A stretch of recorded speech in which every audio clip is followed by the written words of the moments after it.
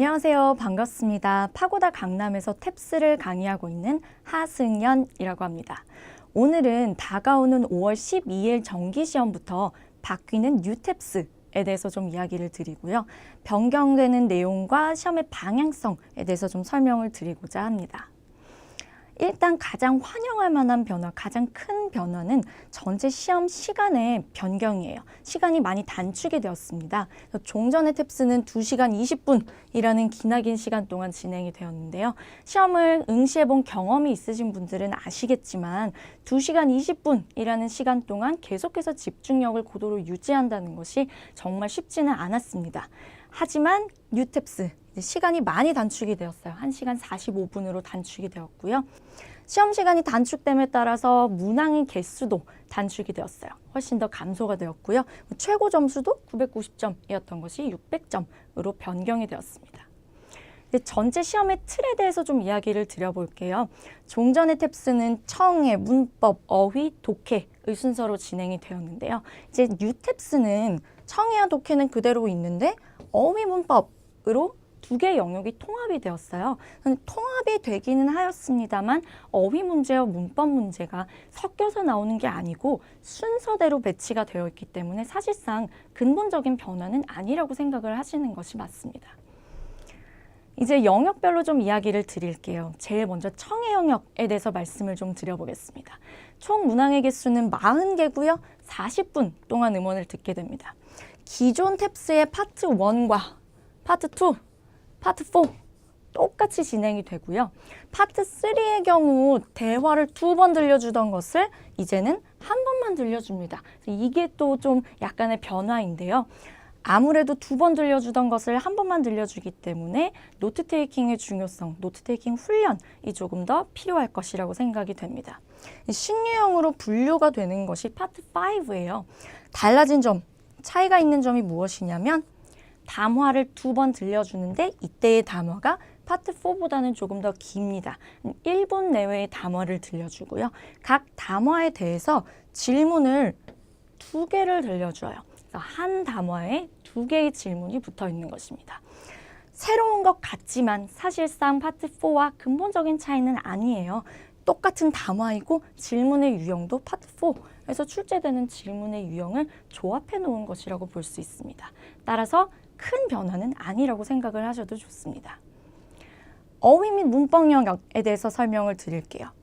아까도 말씀드렸지만 시험 시간이 통합이 되었습니다만 어휘와 문법 문제가 섞여 있지 않고 30개의 문항이 차례대로 나옵니다. 그래서 근본적인 변화는 아니에요. 다만 시험 각 문항당 소요 시간이 조금 달라야 하는 2개의 영역을 붙여서 한꺼번에 한 영역으로 만들어 놓았기 때문에 각 어휘 문제 그리고 문법 문제 좀 시간 배분을 잘 하셔야 될 것으로 보입니다. 문제의 내용에 대해서 좀 이야기를 드리면요. 2월 말에 시행되었던 프리테스트를 기준으로 이야기를 드리자면 문법 문제, 어휘 문제 모두 기본기에 충실한 문제들의 출제 비중이 훨씬 더 높아졌고요. 문법 문제들의 경우 종전의 탭스에서도 아주 중요하게 여겨지던 동사 문제, 분사 문제, 형용사와 부사 문제와 같은 것들이 여전히 동일하게 중요한 비중으로 출제 비중이 아주 클 것으로 생각이 됩니다. 마지막으로 이제 독해 영역에 대해서 이야기를 드려볼게요. 독해 영역 파트 1 빈칸 채우기 유형 똑같이 파트 1으로 갔고요. 파트 3 어색한 문장 고르는 것, 일관되지 않은 문장을 고르는 것 파트 2로 옮겨왔습니다. 기존 탭스의 파트 2가 뉴 탭스의 파트 3이고요. 따라서 신유형으로 분류되는 것은 파트 4입니다. 파트 4 무엇이 다르냐면요. 하나의 제시문에 대해서 2개의 질문을 주는 것인데요. 그 2개의 질문, 사실 우리가 이미 익숙한 파트 3에 있는 질문들, 즉 중심 내용 유형, 세부 내용 유형, 추론 유형, 이 조합이 된 것에 불과합니다. 그렇기 때문에 여기 독해의 파트 4의 유형들 역시나 아주 근본적인 변화는 아니라고 생각을 하시는 것이 맞습니다. 조금 주목할 만한 변화는요, 레이아웃이 좀 독특한 제시문들이 등장을 한다는 것이에요. 우리가 실생활에서 볼 수 있는 시각적으로 다양한 틀의 제시문들이 출제가 되고요.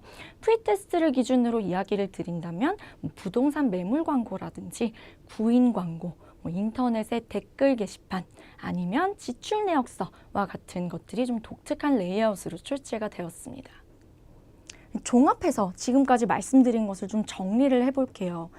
영역별로 무엇이 달라졌는지를 보자면요.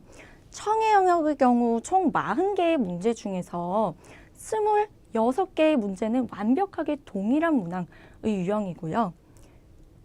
나머지 14개 중에서 10개의 문제들은 청취 횟수만 달라졌어요. 신유형으로 분류되는 것은 4개에 불과합니다. 어휘 문법은 변동이 없고요.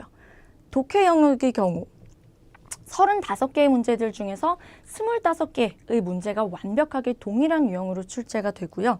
신유형으로 분류되는 것이 열문항입니다. 근데 이 열문항 역시나 우리에게 이미 익숙한 유형들의 조합이기 때문에 정말 근본적인 변화는 아니라고 생각을 하셔도 됩니다. 정리를 하자면 지금까지 구탭스에서 출제자들이 수험자들에게 요구를 했던 능력이나 지식이 변동이 없는 것이라고 이해를 하시면 좋겠습니다.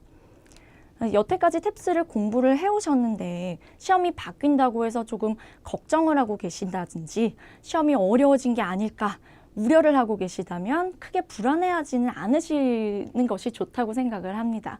오히려 지금까지 쌓아온 것을 바탕으로 해서 기본기를 계속 다지시면서 영역별, 유형별로 최적화된 공부를 하신다면 분명히 좋은 결과를 얻으실 수 있을 것이라고 생각을 합니다. 저와 함께 수업에서 만나 뵙기를 기대하면서 마치겠습니다. 저는 파고다 강남에서 탭스를 강의하는 하승연이었습니다.